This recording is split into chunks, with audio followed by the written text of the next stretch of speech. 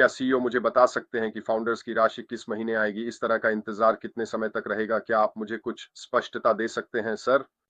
सिर्फ एक ही व्यक्ति है जो हमें बता सकता है कि चीजें कब शुरू होंगी। वो है हमारे सीईओ ऐश मुफारेह। मैं आपको ये विवरण नहीं दे सकता क्योंकि मुझे खुद नहीं पता। मुझे खास तौर पर ये कहना पसंद नहीं है कि मुझे नहीं पता, लेकिन अगर मुझे नहीं पता तो मैं यही कहूंगा कि मुझे नहीं पता। ये कब होगा? इसके लिए हमें अपने सीईओ से स्पष्टता का इंतजार करना पड़ेगा। मैं वो व्यक्ति नहीं हूं जो आपको बता सके कि चीजें कब शुरू होंगी। ऊ जब हमारे सीईओ हमें इस तरह की जानकारी देने का फैसला करेंगे, तब हमें ये बताया जाएगा। ठीक है। क्या हमें मौजूदा वेबिनार के अपडेट्स मिलेंगे? 3 मई के बाद से हमारा कोई वेबिनार नहीं हुआ है। सही है, हमारा वेबिनार नहीं हुआ है। अगर आप पिछले 3 हफ्तों से मुझे और क्रिस को सुन रहे हैं, तो आप जानते होंगे कि हमारे सीईओ इस समय बहुत यात्रा कर रहे हैं, बहुत सारी मीटिंग्स में व्यस्त हैं, पर्दे के पीछे। उन्होंने हमेशा कहा है कि वे तभी वेबिनार करेंगे जब उनके पास हमें बताने के लिए कोई जानकारी होगी, कुछ नया साझा करने के लिए होगा। उह, अगर हमने उन्हें नहीं देखा है, तो इसके पीछे कोई वजह जरूर है। तो एक बार फिर वे खुद पोस्ट करेंगे या हमें बता देंगे कि अगला वेबिनार कब होने वाला है। ये कब होगा हमें नहीं पता। ठीक है, तो हमारे पास अभी तक कोई अपडेट नहीं है कि अगला वेबिनार कब होगा, लेकिन जाहिर है हम बहुत आशावादी हैं कि यह जल्द ही होगा, न कि अगले हफ्ते। तो चलिए इंतजार करते हैं और देखते हैं। मरीषा ने कहा। उन्होंने कहा 60 दिन। जब उन्होंने कहा या 60 दिन का मतलब कब खत्म होगा? उह 60 दिन, मुझे लगता है कि यह एसईसी के जवाब में था। उन्होंने कहा था कि 60 से 90 दिनों के भीतर वे हमें एक अपडेट दे पाएंगे कि एसईसी के संबंध में क्या हो रहा है। वह समय अभी तक पूरा नहीं हुआ है, तो फिर से हमें अपने सीईओ का इंतजार करना होगा और जाहिर है कि हमें उन्हें हमारे पास आकर पूरी जानकारी विस्तार से, स्पष्ट रूप से और समझदारी से देने के लिए थोड़ा सा और अधिक पर्याप्त समय देना चाहिए। फिर से दोस्तों, मुझसे ये पूछने का कोई फायदा नहीं है कि हम किसी अपडेट की उम्मीद कब कर सकते हैं। मुझे नहीं पता और किसी और को भी नहीं पता कि अगला अपडेट कब आएगा। हम आपको जो बता सकते हैं वह ये है कि हमारे सीईओ इस समय पर्दे के पीछे बहुत व्यस्त हैं। जब उनके पास हमें देने के लिए जानकारी होगी, तो वे हमारे पास एक वेबिनार के माध्यम से आएंगे और जब ऐसा होगा तो जाहिर है कि हम आपको जरूर बताएंगे। रेड, क्या अब भी कोई कैप्स नहीं होंगे? और क्या कंपनी अब भी वादा किए अनुसार सारा भारी काम खुद करेगी? ये एक अच्छा सवाल है। जहां तक कैप्स ना होने की बात है, तो बिल्कुल ये होने वाला है। ये पूरी तरह से अनलिमिटेड होगा। हमारे सीईओ ने कई बार इसका जिक्र किया है और उन्होंने कहा है कि यह निश्चित रूप से नए चरण का सबसे बड़ा हिस्सा होगा कि इसमें सब कुछ अनलिमिटेड होगा। तो कमाई की संभावनाओं पर कोई सीमा नहीं होगी और न ही उत्पादों और सेवाओं से जुड़ी किसी भी चीज पर कोई सीमा होगी। ये सब कुछ अनलिमिटेड होने वाला है। जहां तक कंपनी के भारी काम करने की बात है, यह ऑन पैसिव के तहत वादा किया गया था। ये एक बिल्कुल नया व्यवसाय होने वाला है और इस नए व्यवसाय में क्या-क्या शामिल होगा, इसके बारे में हमें अभी तक नहीं बताया गया है। तो मेरे लिए यह कहना कि हाँ, ये अगले चरण में जरूर होगा, न तो उचित होगा और न ही समझदारी होगी। हमें इंतजार करना होगा और देखना होगा कि वह क्या है, लेकिन मैं आपको इतना जरूर बता सकता हूं कि हमारे सीईओ ने कहा है कि यह पहले से बेहतर होने वाला है। तो अगर आप उनके इस बयान को ध्यान में रखते हैं कि चीजें पहले से बेहतर होंगी, तो आप जानते हैं कि यह आपके लिए पुराने संस्करण की तुलना में निश्चित रूप से अधिक लाभकारी होगा। मुर्गेश पूछ रहे हैं, क्या आप डिजिटल मार्केटिंग पर कुछ रोशनी डाल सकते हैं? उन्होंने पिछले वेबिनार में इस पर टिप्पणी की थी। मैं बस इतना ही कह सकता हूं कि उन्होंने यह कहा था कि पिछले 3 या 4 वर्षों में मार्केटिंग के लिहाज से समय काफी आगे बढ़ चुका है। मार्केटिंग का पुराना तरीका अब बेकार हो जाएगा, खासकर उस एआई दौर में जिसमें हम हैं, कम से कम ऑनलाइन मार्केटिंग के संदर्भ में। तो अगर आप एक ईमेल मार्केटर थे या फनल बिल्डर थे या आपके पास लोगों की एक बड़ी सूची थी, तो यह अब आपके लिए फायदेमंद नहीं रह सकता, क्योंकि एआई निश्चित रूप से यह देख रहा है कि एल्गोरिदम कैसे काम करते हैं, ताकि आपके उत्पाद और सेवाएं उन लोगों के सामने पहुंच सकें जो उन्हें खरीदना चाहते हैं। हमारे सीईओ डिजिटल मार्केटिंग के क्षेत्र में जो कुछ भी विकसित कर रहे हैं, उसे लेकर बहुत उत्साहित थे, इतना कि उन्होंने वास्तव में अपने 3 मार्केटिंग मित्रों को अगले चरण के नए हिस्से में आमंत्रित किया है, जो उन्होंने ऑन पैसिव के संदर्भ में पहले नहीं किया था। तो अगर आप इन सभी बातों को ध्यान में रखें, तो यह मायने नहीं रखता कि हमें डिजिटल मार्केटिंग के बारे में सारी जानकारी है या नहीं। हमें यह जानने की जरूरत नहीं है कि यह कैसे काम करेगा और क्या करेगा, जब तक कि यह मार्केटिंग अभियानों के लिहाज से वांछित परिणाम देता है। और उन्होंने यह भी कहा कि यह कुछ ऐसा होने वाला है जिसे हर कोई पाना और इस्तेमाल करना चाहेगा। तो मुझे लगता है कि हमें समय देना चाहिए कि इस पर और चर्चा की जाए, हमें बताया जाए कि यह सब कैसे काम करेगा और क्या होने वाला है।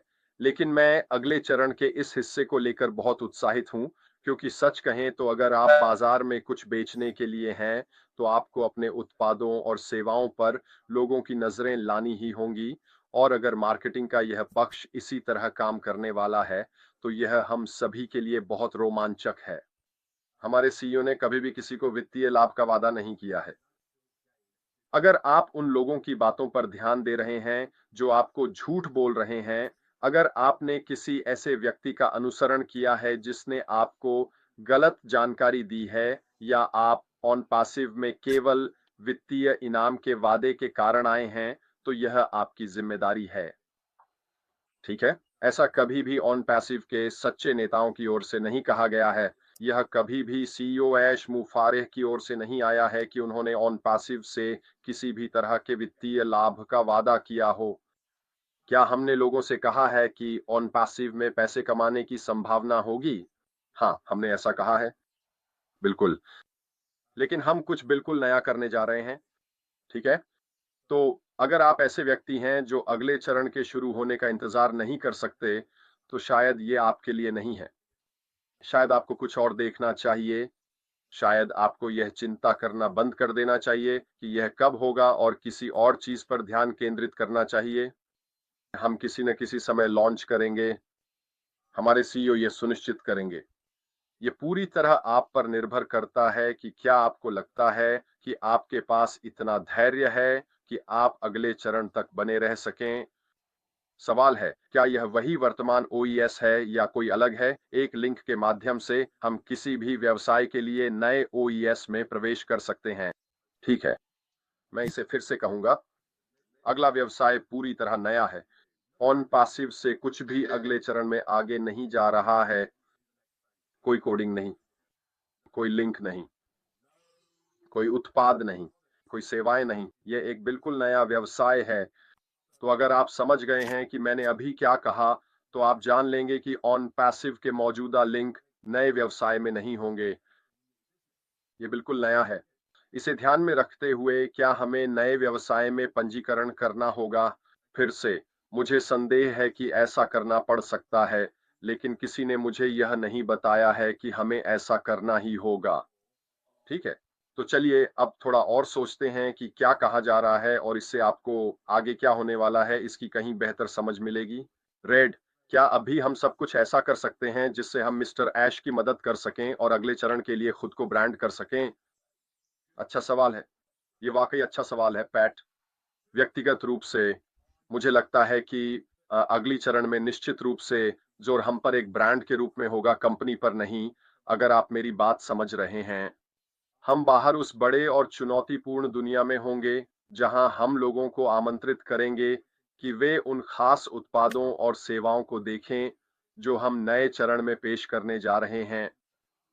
मुझे लगता है कि ये बहुत जरूरी है कि हम अभी जो समय बिता रहे हैं उसमें ये पता लगाएं कि आपका ब्रांड क्या है, आपकी विशेषता क्या है, आप कौन हैं।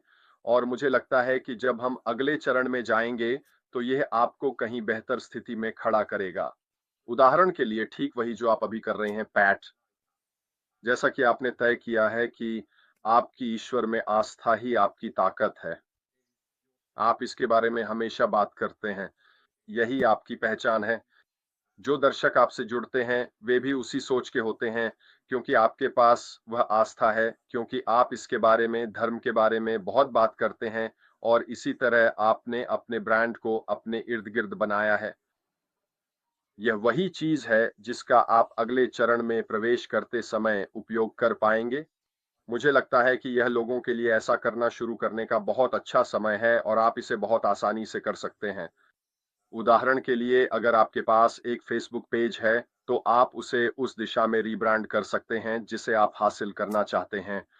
अगर आपके पास यूट्यूब चैनल है, तो आप उसे भी उसी लक्ष्य के अनुसार रीब्रांड कर सकते हैं, जिसे आप पाना चाहते हैं।